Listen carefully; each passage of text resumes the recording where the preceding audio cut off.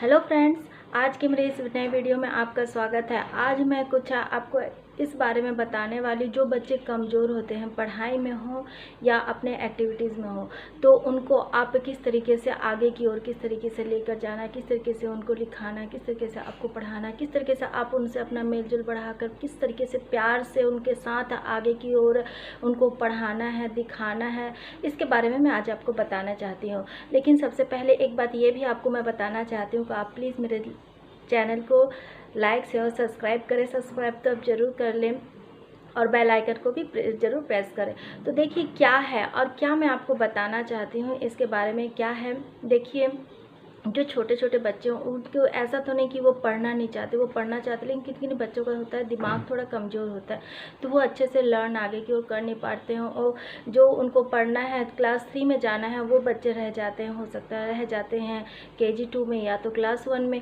तो कारण क्या है, ऐसा होने का कारण क्या है? क्योंकि उनका थोड़ा दिमागी विकास थोड़ा कम हुआ रहता है।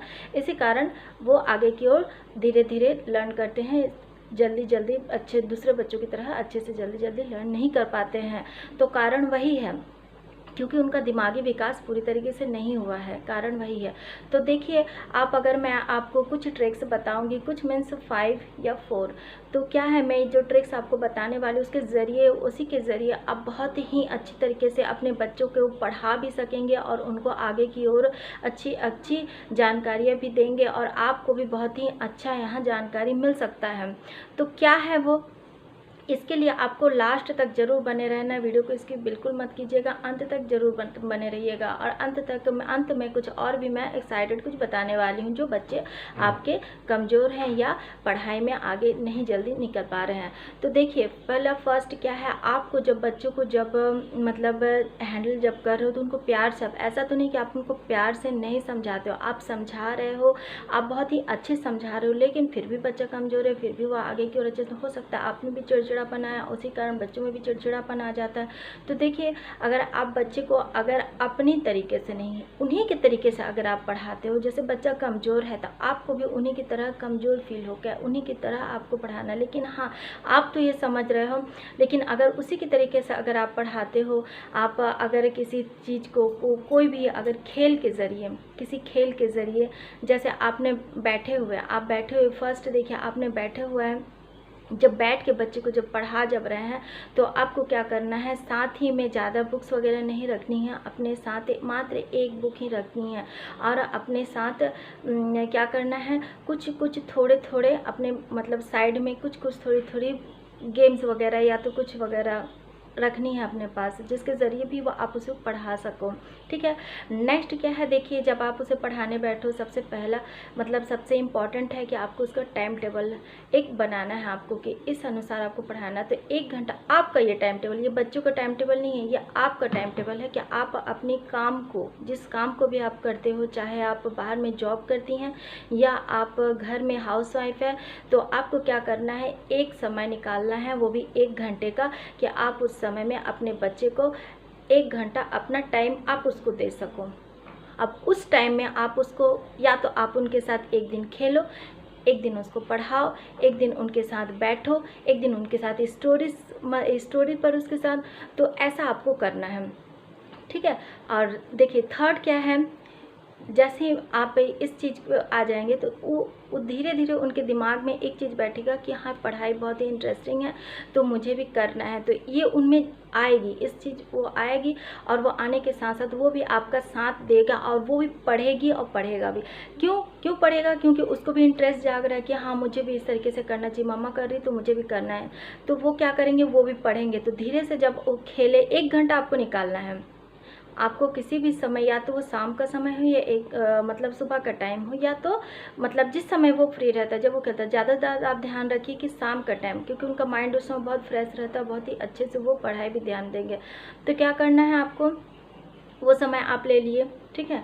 तो करने के बाद आपको क्या करना है, उसको बैठ करके एक ही जगह में उसको पढ़ाना है, फर्स्ट मैंने बताया था कि नहीं उसको उसके साथ आपको खेलना भी करना है, लेकिन हाँ जब आप सेकंड बार में जब ध्यान को सेकंड वीक में जब आप उसको ध्यान दो तो उस समय में उसको पढ़ाना है। ठीक है, आप उसे अगर पढ़ाते अगर हो मतलब ज़्यादा ध्यान नहीं देना, आप अगर स्लेट से पढ़ाते हो तो स्लेट से, अगर कॉपी पेन से पढ़ाते हो तो कॉपी पेन से, तो पढ़ाने के साथ साथ ना उसको दिखाते भी चला जाना है कि मुझे क्या पढ़ा रहे हो और उसको चीज़ को, और वो उस चीज़ को अच्छे से लर्न कर पा रहा है कि नहीं, इसका भी आपको ध्यान रखना है कि जो पढ़ा रहे हो तो इस चीज़ का क्या करना, आपको बहुत ही अच्छे से ध्यान देना है। और ये हो गया। फोर्थ देखिए, आप बहुत ही बारीकी के साथ जब वो लिखना जब सीख जाए, जब वो धीरे धीरे वो लिखना भी सीख गया, वो धीरे धीरे आगे की ओर बढ़ भी रहा, क्योंकि ये आपको एहसास होगा कि वो आगे धीरे धीरे कर रहा है। क्योंकि ये जो मैं 2-3 तरीके में बताया इसके ज़रिए वो ज़रूर करेगा, एकदम आप अपना के देखिए वो करेगा ही करेगा, क्योंकि मैं इस चीज़ को मैं प्रैक्टिकल करके देख चुकी हूँ।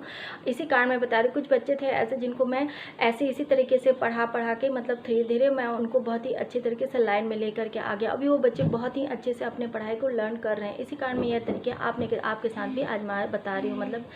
तो देखिए, जब आप फोर्थ जब आपको लगे कि हाँ बच्चा मेरा थोड़ा थोड़ा क्लियर हो रहा है, धीरे धीरे उसका पढ़ाई में धीरे धीरे मन भी लग रहा है, वो पढ़ना चाह भी रहा है, तो उसको क्या करना, आपको हैंड राइटिंग आपको लिखाना है। अगर वो नहीं लिखना चाह रहा, क्योंकि बच्चे चिड़चिड़ाते हैं, लिखना नहीं चाहता है इस टाइप से, तो लिखना ही नहीं चाहते। देखिए, अगर हम लोग का जैसे काम करने में, जैसे खाना वाना बनाने में कभी कभी ऐसा होता है ना कि करना नहीं चाहते, सब्जी काटना नहीं चाहते, तो उनके मन में भी ऐसे ही लगता है कि अरे आज तो छुट्टी मिल जाए, आज तो छुट्टी मिल जाए, तो ये चीज़ उनके ध्यान में रह जाता। तो इसीलिए उनको भी सेम चीज़ लगता है, क्योंकि रोज़ रोज़ पढ़ाए तो ये जो बच्चे कमज़ोर है वो तो और नहीं पढ़ना चाहेंगे। तो क्या है, उनके साथ धीरे धीरे इस चीज़ को करना है कि हाँ उसके हाथों को पकड़ना है और पकड़ने के बाद धीरे धीरे उनको लिखाना है। ठीक है, ज़्यादा मत लिखाइए, लेकिन हाँ थोड़ा तो लिखाइए, रोज़ लिखाइए लेकिन थोड़ा लिखाइए। अगर आप कुछ थोड़ा, अगर एक लाइन लिखते हैं, नेक्स्ट दिन उसको 2 लाइन करवाइए, 2 लाइन हो जाता है तो 3 पैराग्राफ करो, मतलब इस तरीके से उनका धीरे धीरे बढ़ाते रहना है। धीरे धीरे पढ़ेगा, भले ही आपको उसका हाथ पकड़ना पड़े, धीरे से प्रेस करना, उसके तीनों उंगली को इधर से इसके 2 उंगली को इधर से अपने दबाना है, फिर इस तरीके से उसको पढ़ाना है। ठीक है, तो क्या करना है, इस तरीके से अगर आप पढ़ाओगे लिखाओगे मतलब उसको, तो क्या करेगा वो उस चीज़ को, वो भी उसी तरीके से लिखना चालू कर देगा। ठीक है, क्योंकि बच्चा लिखेगा लेकिन उसकी राइटिंग तेज़ नहीं होगी तब भी गड़बड़ है। तो इसके लिए राइटिंग के लिए मेरे ढेरों वीडियोस हैं, तो उसके तरफ आप थोड़ा ध्यान दे दे तो आपको ये पता चलेगा स्पीड कैसे बढ़ानी है, हाथों की स्पीड कैसे बढ़ानी है। इसके भी वीडियो मेरे डिस्क्रिप्शन में रखा है, तो उसे भी आप देख लीजिएगा। और देखिए, जैसे आपका देखें कि आपका बेबी अच्छे तरीके से लिखने लगे, अब वो अच्छी तरीके से थोड़ा थोड़ा लिख रहा है, लिखने के बाद उनके जो टीचर्स 5th जो होते हैं, 5th मतलब 5वां बात क्या है, जो उनकी टीचर्स हैं, स्कूल में टीचर्स हैं, टीचर के साथ बहुत ही अच्छे तरीके से बच्चा किस तरीके से सारा दिन, मतलब वो सुबह से अगर वो है सुबह के 11:30 बजे तक हो या 12:30 तक हो, 7 से 12:30 या तो 7 से 11:30, ठीक है, टाइम शेड्यूल तो स्कूल के हिसाब से रहता है। तो आपको क्या करना है, बच्चों के टीचर से आपको कंसल्ट करना बहुत ही अच्छे तरीके से कि मेरा बच्चा सारा दिन जो रहता है क्लास में तो क्या क्या करता है, क्या वो पढ़ता है, कि वो बदमाशी करता है, कि वो नहीं पढ़ता है। कुछ सबके अंदाज अलग अलग होते हैं बच्चे, कुछ बच्चे ऐसे होते हैं शरारती करते हैं, कुछ बच्चे ऐसे होते हैं जो पढ़ना कॉपी पर लिखा रहता है, कुछ बच्चे ऐसे होते हैं जो बातचीत बहुत ही कम करते हैं, शांत बैठे रहते हैं, शांत स्वभाव के होते हैं। तो हर एक बच्चे का अंदाजा अलग अलग होता है। तो इस चीज़ का आपको ध्यान रखना है कि कौन सा बच्चा किस तरीके का, आपके बच्चे को आपको अच्छी तरीके से पता है तो वो आपके टीचर से, मतलब स्कूल में जब वो रह रहा है तो वो टीचर ही बता पाएगा कि वो स्कूल में किस तरीके से है, कि बच्चों के साथ घुला मिला।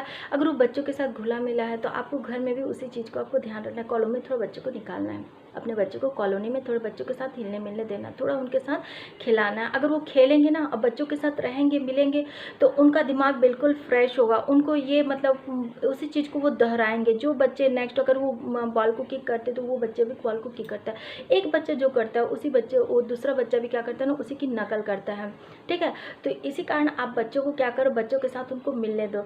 अगर वो कॉपी किताब में ज़्यादा भिड़ा रहता है, अगर वो मैम कहती है कि नहीं वो कॉपी किताब में ज़्यादा व्यस्त है, कुछ लिखता रहता है, तो आप उसी चीज़ को घर में दोहराएं। जो चीज़ स्कूल में कर रहा है उसी चीज़ को आपको घर में भी करना है। तो इससे क्या होगा, आप उसे लगेगा कि हाँ मैं इस चीज़ में ज़्यादा, उसको ही पता होना चाहिए ना कि मैं इस चीज़ को अच्छी तरीके से कर सकता हूँ। उसी चीज़ को आपको फील भी कराना है बच्चे को कि बेटा आप इस चीज़ को कर सकते हो।